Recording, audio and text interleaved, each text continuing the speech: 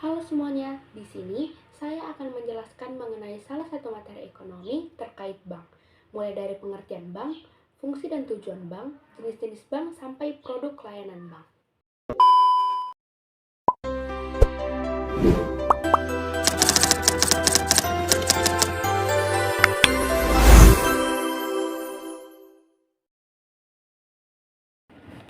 Yang pertama adalah pengertian bank. Bank adalah sebuah lembaga intermediasi keuangan, umumnya didirikan oleh kewenangan menerima simpanan, meminjamkan uang, dan menerbitkan promise atau yang dikenal sebagai bank note.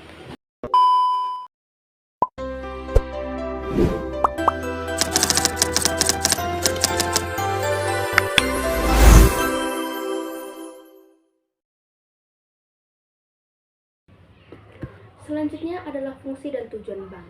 Bank memiliki fungsi utama dan fungsi sampingan. Fungsi utama bank adalah 1. Menghimpun dana dari masyarakat atau kredit pasif. Di sini bank menghimpun dana masyarakat melalui tabungan, deposit berjangka, giro ataupun bentuk simpanan lainnya dengan menghimpun dana. Bank menjamin keamanan uang masyarakat serta memberikan bunga untuk dana tersebut. Yang kedua, menyalurkan dana kepada masyarakat atau kredit aktif. Selain menghimpun dana dari masyarakat, bank akan menyalurkan dana kepada pihak-pihak yang membutuhkan melalui sistem kredit atau pinjaman. Dengan penyaluran dana ini, maka tujuan bank dalam pelaksanaan pembangunan nasional dapat terpenuhi, masyarakat yang membutuhkan dana dapat mensejahterakan kehidupannya dan menghasilkan usaha yang mendukung pembangunan nasional.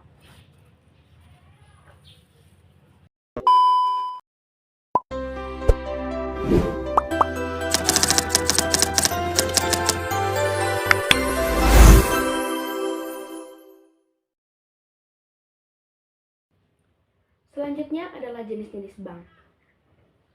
Jenis-jenis bank dapat diklasifikasikan berdasarkan beberapa aspek, seperti jenis-jenis bank berdasarkan fungsinya, berdasarkan kepemilikannya, berdasarkan statusnya, berdasarkan kegiatan operasionalnya, berdasarkan bentuk badan usahanya, dan berdasarkan organisasinya. Yang pertama, bank berdasarkan fungsinya. Di sini terdapat 3 bank berdasarkan fungsinya, yaitu bank sentral, bank umum, dan bank perkreditan rakyat. Yang pertama, bank sentral. Bank sentral adalah sebuah bank tempat bank-bank lainnya menyimpan dana dan mempergunakan dana tersebut untuk penyelesaian akhir dari proses transaksi antar bank. Bank sentral berusaha untuk menjaga stabilitas nilai mata uang, stabilitas sektor perbankan, dan sistem finansial secara keseluruhan. Yang kedua, bank umum.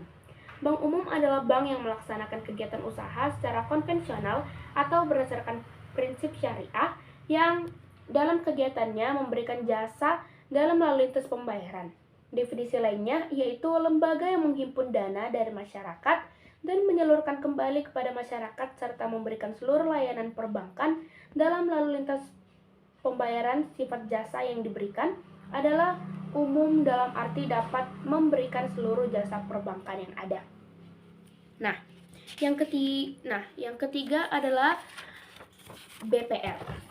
BPR adalah bank yang melaksanakan kegiatan usaha secara konvensional atau berdasarkan prinsip syariah yang dalam kegiatannya tidak memberikan jasa dalam lalu lintas pembayaran. Kegiatan BPR lebih sempit jika dibandingkan dengan kegiatan bank umum karena BPR dilarang menerima simpanan giro, kegiatan falas, dan perasuransian. Tugas BPR adalah menghimpun dana dari masyarakat dalam bentuk simpanan berupa deposit berjangka, tabungan, dan bentuk lainnya serta memberikan kredit. Yang kedua adalah bank berdasarkan kepemilikannya. Di sini terdapat bank berdasarkan kepemilikannya. Di sini terdapat 5 contoh dari bank berdasarkan kepemilikannya. Yang pertama, bank milik pemerintah. Bank pemerintah adalah bank yang sebagian atau seluruh sahamnya dimiliki oleh pemerintah Indonesia. Contohnya seperti Bank Mandiri, BNI, BRI, dan Bank Tabungan Negara. Yang kedua, bank milik swasta nasional. Bank ini adalah bank yang sebagian besar sahamnya dimiliki oleh swasta nasional, serta akte pendiriannya pun didirikan oleh swasta. Pembagian keuntungannya juga untuk swasta nasional. Yang ketiga, bank milik koperasi. Bank ini adalah bank yang kepemilikan sahamnya dimiliki oleh perusahaan yang berbadan hukum. kooperasional. Contohnya Bank Umum Koperasi Indonesia. Yang keempat, bank milik campuran. Bank campuran adalah bank yang kepemilikan sahamnya bercampur antara pihak asing dan pihak swasta nasional. Saham bank ini sebagian besar dimiliki oleh warga Indonesia. Contohnya seperti bank ANZ. Yang kelima, bank milik asing. Bank milik asing merupakan cabang dari bank yang berasal dari luar negeri, baik milik swasta asing maupun pemerintahan asing. Kepemilikannya dimiliki oleh luar negeri, contohnya Bank of America. 3. Bank berdasarkan statusnya. Di sini terdapat dua bank berdasarkan statusnya. Yang pertama bank devisa dan yang kedua bank non-devisa. Bank devisa adalah bank yang dapat melaksanakan transaksi ke luar negeri atau yang berhubungan dengan mata uang asing secara keseluruhan. Yang kedua, bank non-devisa. Bank ini adalah bank yang belum mempunyai izin untuk melakukan kegiatan transaksi layaknya bank devisa. Jadi, bank non-devisa hanya melakukan kegiatan transaksi dalam batas-batas wilayah atau negara yang terbatas. Yang keempat, bank berdasarkan operasionalnya. Yang pertama, ada bank konvensional. Bank ini adalah bank yang melaksanakan kegiatan usaha secara konvensional yang dalam kegiatannya memberikan jasa lalu lintas pembayaran secara umum. Berdasarkan prosedur dan ketentuan yang telah ditetapkan, bank ini pada umumnya beroperasi dengan mengeluarkan produk-produk untuk menghimpun dana masyarakat seperti tabungan, simpanan, deposit, dan simpanan giro yang menyalurkan dana yang telah dihimpun dengan cara mengeluarkan kredit. Antara lain, kredit investasi, modal, konsumtif, dan jangka pendek, dan pelayanan jasa keuangan. Yang kedua, bank syariah. Bank syariah adalah perbankan yang menyangkut tentang bank syariah dan unit usaha syariah, mencakup kelembagaan, kegiatan usaha, serta cara dan proses dalam melaksanakan kegiatan usahanya. Berkaitan dengan ini, ada dua konsep dalam hukum agama Islam, yaitu larangan penggunaan sistem bunga, karena bunga atau riba adalah haram hukumnya. Sebagai pengganti bunga, digunakan sistem bagi hasil kelembagaan.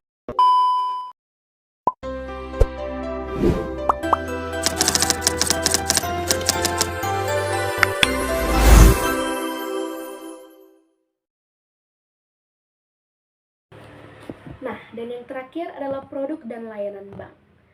Produk dan layanan bank bisa dikategorikan menurut kegiatan utamanya, yaitu menghimpun dana dan menyalurkan dana. Produk dan layanan bank yaitu sebagai berikut. 1. Kegiatan bank umum dalam menghimpun dana. 1.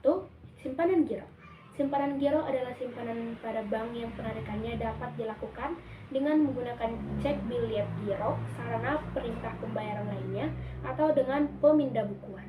Rekening giro juga dapat diartikan sebagai salah satu produk perbankan berupa simpanan dari nasabah perseorangan maupun badan usaha dalam rupiah maupun mata uang asing yang penarikannya dapat dilakukan kapan saja.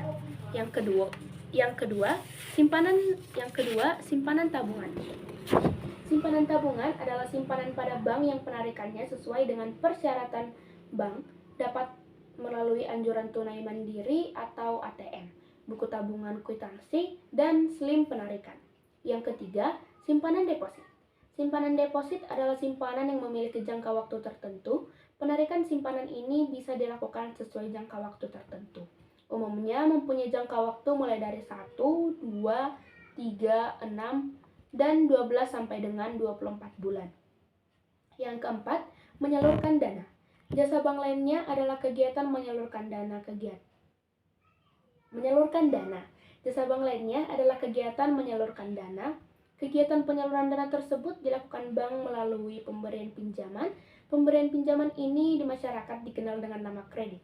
Kredit adalah penyediaan uang atau tagihan yang berdasarkan persetujuan atau kesepakatan pinjam-meminjam antara bank dengan pihak lainnya, yang mewajibkan pihak meminjam untuk melunasi utangnya setelah jangka waktu tertentu dengan pemberian bunga. Selanjutnya adalah jenis-jenis kredit. Yang pertama, kredit investasi. Kredit ini adalah kredit yang diberikan kepada nasabah yang melakukan investasi atau penanaman modal. Yang kedua, kredit konsumtif. Kredit ini adalah kredit yang digunakan untuk keperluan pribadi, contohnya kredit perumahan dan kredit kendaraan bermotor. Yang ketiga, kredit profesi. Kredit ini adalah kredit yang diberikan kepada nasabah, khusus seperti dosen, dokter, atau pengacara. Yang keempat, kredit modal kerja. Kredit ini adalah kredit yang digunakan nasabah untuk modal usaha. Kredit ini biasanya hanya berjangka waktu pendek atau tidak lebih dari 1 tahun. 5. Kredit perdagangan. Kredit ini adalah kredit yang diberikan kepada pedagang untuk mengembangkan kegiatan dagangnya. Yang keenam, kredit produktif. Kredit ini adalah kredit yang berupa investasi modal atau kerja perdagangan. Kredit ini biasanya diberikan untuk diputar kembali sehingga pengembalian kredit berasal dari keuntungan hasil usaha yang dibiayai. Ketujuh, kredit usaha rakyat. Kredit ini adalah pembayaran modal kerja yang diperuntukkan bagi usaha mikro kecil menengah atau UMKM yang disalurkan melalui lembaga keuangan dan pola peminjaman. Nah, di sini bank juga menyediakan jasa-jasa lainnya, seperti yang pertama, transfer. Transfer adalah jasa yang diberikan oleh bank untuk mengirimkan sejumlah uang kepada penerima, baik dalam mata uang rupiah maupun mata uang asing. Pengiriman uang dapat dilakukan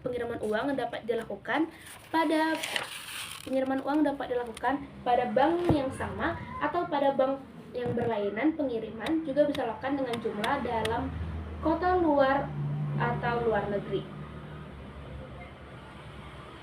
Yang kedua, safe deposit. Safe deposit box adalah pelayanan jasa bank yang memberikan layanan penyimpanan harta atau surat-surat berharga yang ditempatkan dalam ruangan yang kokoh dan tahan api untuk menjaga keamanan barang yang disimpan. Yang ketiga, clearing. Clearing adalah penyelesaian utang piutang antara bank clearing. Dapat diartikan juga sebagai penagihan wakat yang berasal dari tempat tertentu. Proses penagihan biasanya hanya membutuhkan waktu 1 hari. Yang keempat, inkaso. Inkaso adalah jasa yang diberikan oleh bank atas permintaan nasabah untuk menagihkan pembayaran surat-surat atau dokumen-dokumen berharga kepada pihak ketiga, atau bisa juga diartikan sebagai penagihan wakat yang berasal dari luar kota atau luar negeri. Yang kelima, kartu debit. Kartu debit merupakan jenis kartu plastik yang dapat digunakan untuk menarik uang tunai melalui ATM. Kartu ini bukanlah merupakan alat pembayaran, tetapi hanya untuk memberikan kemudahan pada nasabah bank dalam melakukan pembayaran tanpa harus membawa uang tunai. Yang keenam, bank card.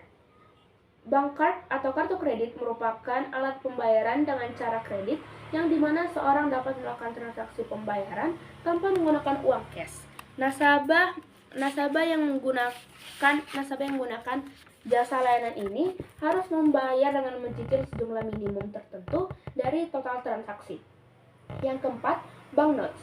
Banknotes adalah jasa penukaran valuta asing yang merupakan uang kertas asing yang digunakan sebagai alat pembayaran yang sah di negara penerbit. 8. Bank garansi. Bank garansi adalah jaminan bank yang diberikan kepada nasabah untuk membiayai suatu usaha dengan menggunakan jaminan. Bank ini pengusaha mendapatkan fasilitas untuk melaksanakan kegiatan usahanya. Yang kesembilan, bank draft. Bank ini sebenarnya adalah cek yang diterbitkan oleh bank penjual, sering meminta bank draft kepada calon pembeli untuk perjanjian awal pada transaksi nominal besar, misalnya transaksi pembelian mobil atau rumah. 10. Referensi bank. Referensi bank adalah keterangan tertulis yang diterbitkan oleh bank atas permintaan nasabah untuk tujuan tertentu dan bersifat tidak mengikat, tidak menjanjikan, dan tidak memberikan jaminan. Yang ke-11, cek wisata. Cek wisata adalah cek yang diterbitkan oleh bank atau lembaga keuangan non-bank yang berwenang dalam bentuk pecahan tertentu untuk dipergunakan dalam perjalanan di dalam maupun luar negeri. Yang ke-12 adalah money charger. Money charger adalah pelayanan yang diberikan kepada masyarakat yang ingin menjual atau membeli mata uang asing tertentu yang mempunyai catatan KRS pada Bank Indonesia. Yang ke-13, menerima setoran-setoran. Jenis layanan ini adalah yang paling sering dimanfaatkan oleh nasabah. Keuntungannya adalah lebih praktis dan aman dalam hal ini. Bank membantu nasabah dalam rangka menampung setoran dari berbagai tempat seperti pembayaran pajak, pembayaran telepon, pembayaran air, pembayaran listrik, dan pembayaran uang kuliah. Ke-14, melayani pembayaran. Bank ini juga memberikan layanan pembayaran seperti yang diperintahkan oleh nasabahnya kepada seseorang yang membayar gaji atau pensiun atau honorarium, pembayaran dividen, pembayaran kupon, dan pembayaran bonus atau hadiah. Nah, dan yang terakhir adalah bermain di pasar modal. Bank juga berperan dalam berbagai kegiatan di pasar modal seperti bermain surat-surat berharga. Kegiatan tersebut seperti penjaminan emisi, penjamin, wali amanat, perantara, perdagangan efek, pedagang efek, dan perusahaan pengelolaan dana. Nah, sekian dari materi yang dapat saya jelaskan hari ini. Bila ada kesalahan dalam pengucapan kata, mohon dimaafkan.